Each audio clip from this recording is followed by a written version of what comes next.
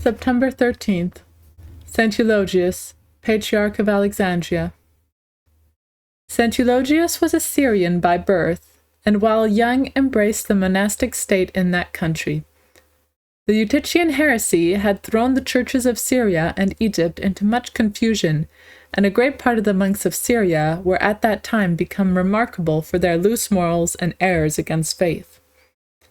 Eulogius learned from the fall of others to stand more watchfully and firmly upon his guard, and was not less distinguished by the innocence and sanctity of his manners than by the purity of his doctrine.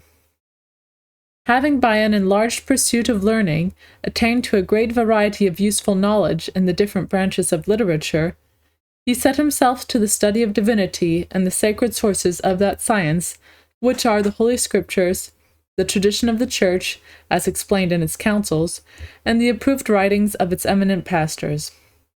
In the great dangers and necessities of the Church, he was drawn out of his solitude and made priest of Antioch by the Patriarch St. Anastasius.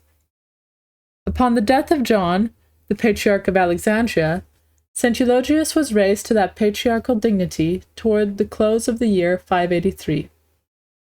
About 2 years after his promotion, our saint was obliged to make a journey to Constantinople in order to concert measures concerning certain affairs of his church.